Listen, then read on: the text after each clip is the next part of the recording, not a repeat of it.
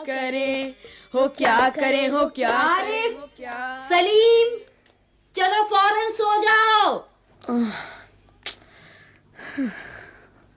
अम्मी की आवाज ऐन उस वक्त आती थी जब वे दोस्तों के साथ बैठे कव्वाली गा रहे होते थे या फिर सुबह बड़े मजे में आइसक्रीम खाने के सपने देख रहे होते कि आपा झिंझोड़ कर जगा देती।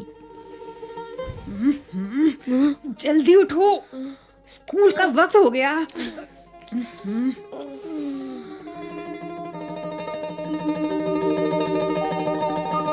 दोनों की मुसीबत में जान थी। हर वक्त पाबंदी, हर वक्त तकरार। अपनी मर्जी से चूं भी न कर सकते थे।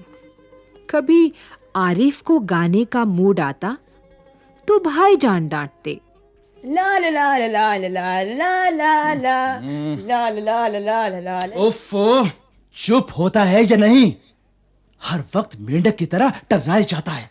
बाहर जाओ तो अम्मी पूछती, बाहर क्यों गए? अंदर रहते तो दादी चिल्लाती, बॉल पकड़ो। हाय, मेरा दिमाग फटा जा रहा है शोर के मारे। अरे रजिया, जरा इन बच्चों को बाहर हाँक दे। जैसे बच्चे ना हुए मुर्गी के चूजे हो गए। दोनों घंटों बैठकर इन पाबंदियों से बच निकलने की तरकीबें सोचा करते। उन दोनों से तो सारे घर को दुश्मनी हो गई थी। लिहाजा दोनों ने मिलकर एक योजना बनाई। आ जाएंगे, ठीक है, इस बात में हाँ, ठीक है। और अब्बा की खिदमत में एक दरखास्त पेश की कि एक दिन उन्हें बड़ों के सारे अधिकार दे दिए जाएं और सब बड़े छोटे बन जाएं। कोई जरूरत नहीं है उधम मचाने की। अम्मी ने अपनी आदत के अनुसार डांट पिलाई। लेकिन अब्बा जाने किस मूड में थे कि न सिर्फ मान गए बल्कि ये इकरार भी कर बैठे कि ठीक है, कल दोनों को हर किस्म के अधिकार मिल जाएंगे। अभी सुबह होने में कई घंटे थे कि आरिफ ने अम्मी को झिंझोड़ डाला। अम्मी, अम्मी, जल्दी उठिए, नाश्ता तैयार कीजिए। अम्मी ने चाहा एक झापड़ रसीद करके सो रहें, मगर याद आया कि आज तो उनके सारे अधिकार छीने जा चुके हैं। फिर दादी ने सुबह की नमाज पढ़ने के बाद दवाएं खाना और बादाम का हरीरा पीना शुरू किया तो आरिफ ने उन्हें रोका। तौबा है दादी, कितना हरीरा पिएंगी आप? पेट फट जाएगा। अरे रुक तो। और दादी ने हाथ उठाया मारने के लिए। नाश्ता मेज पर आया तो आरिफ ने खानसामा से कहा, अंडे और मक्खन वगैरह हमारे सामने रखो, दलिया और दूध बिस्कुट इन सबको दे दो। जी। आपा ने कहर भरी नजरों से उन्हें घूरा, मगर बेबस थीं, क्योंकि रोज की तरह आज वो तरमाल अपने लिए नहीं रख सकती थीं।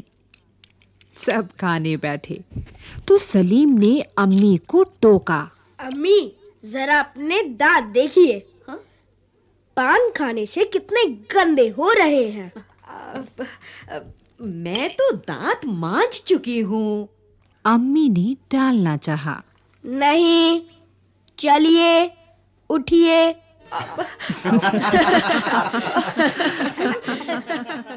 अम्मी निवाला तोड़ चुकी थीं, मगर सलीम ने जबरदस्ती कंधा पकड़कर उन्हें उठा दिया। अम्मी को गुसलखाने में जाते देखकर सब हंस पड़े, जैसे रोज सलीम को जबरदस्ती भगा के हंसते थे। फिर वो अब्बा की तरफ मुड़ा जरा अब्बा की गत देखिए, हाँ? बाल बड़े हुए, शेव नहीं की, कल कपड़े पहने थे और आज इतने मैले कर डाले। आखिर अब्बा के लिए कितने कपड़े बनाए जाएंगे?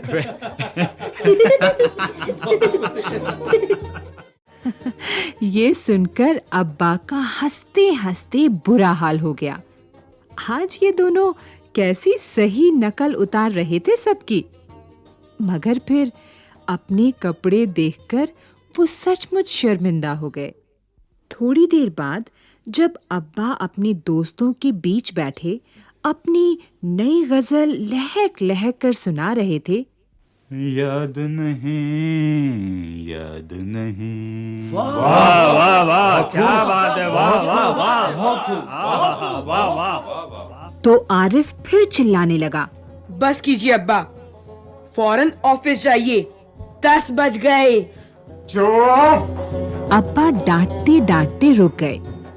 बेबसी से गजल की अधूरी पंक्ति दांतों में दबाए पांव पटकते आरिफ के साथ हो लिए। रजिया, जी जरा मुझे 5 रुपए तो देना। जी। अब्बा दफ्तर जाने को तैयार होकर बोले, 5 रुपए का क्या होगा? कार में पेट्रोल तो है। आरिफ ने तुनक कर अब्बा जान की नकल उतारी। जैसे अब्बा कहते हैं कि एक अन्नी का क्या करोगे? जेब खर्च तो ले चुके। थोड़ी देर बाद खानसामा आया। बेगम साहिबा, आज क्या पकेगा? आलू, गोश्त, कबाब, मिर्चों का सालन। अम्मी ने अपनी आदत के अनुसार कहना शुरू किया। नहीं, आज ये चीजें नहीं पकेंगी। सलीम ने किताब रखकर अम्मी की नकल उतारी। आज गुलाब जामुन, गाजर का हलवा और मीठे चावल पकाओ। हाँ, लेकिन मिठाइयों से रोटी कैसे खाई जाएगी? अम्मी किसी तरह सब्र न कर सकी।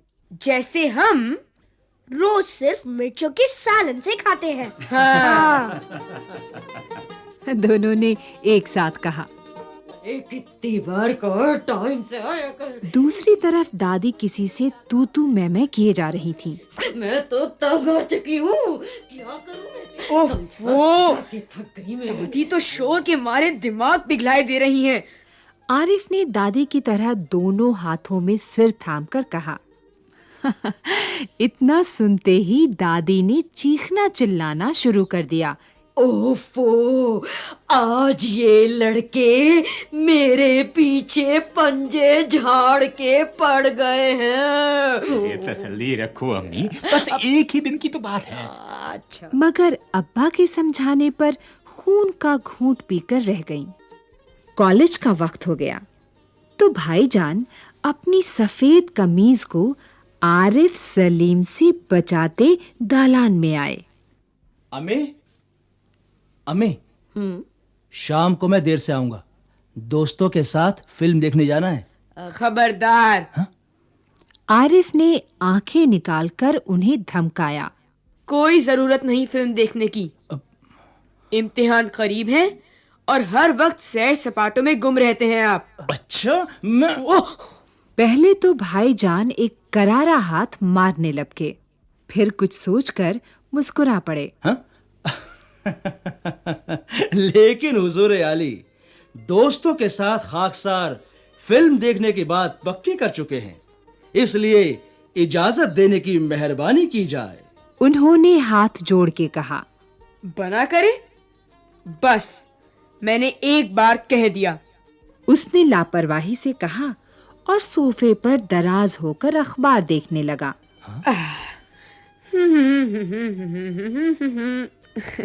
उसी वक्त आपा भी अपने कमरे से निकली। एक निहायत भारी साड़ी में लचकती लटकती बड़े ठाठ से कॉलेज जा रही थी।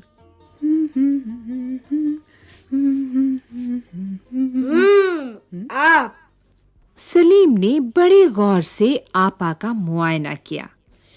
इतनी भारी साड़ी क्यों पहनी? शाम तक गारत हो आएगी। इस साड़ी को बदल कर जाइए। आज वो सफेद वॉल की साड़ी पहनूंगा। अच्छा अच्छा, बहुत दे चुके हुक्म। आपा चिढ़ गईं। हमारे कॉलेज में आज फंक्शन है। उन्होंने साड़ी की शिकनें दुरुस्त की। हुआ करे, मैं क्या कह रहा हूँ, सुना नहीं? अपनी इतनी अच्छी नकल देखकर आपा शर्मिंदा हो गईं। बिल्कुल इसी तरह वो आरिफ और सलीम से उनकी मनपसंद कमीज उतरवाकर निहायत बेकार कपड़े पहनने का हुक्म लगाया करती हैं। दूसरी सुबह हुई। सलीम की आंख खुली तो आपा नाश्ते की मेज सजाए उन दोनों के उठने का इंतजार कर रही थी। हाँ? अम्मी खानसामा को हुक्म दे रही थी कि हर खाने के साथ एक मीठी चीज जरूर पकाया करो। जी बेगम साहिबा। अंदर आरिफ के गाने के साथ भाईजान मेज का तबला बजा रहे थे।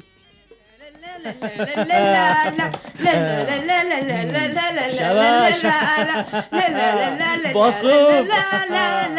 क्या बात है आरिफ। अब्बा सलीम से कह रहे थे, बेटा, स्कूल जाते वक्त एक चवन्नी जेब में डाल लिया करो, क्या हर्ज है? जी अब्बा।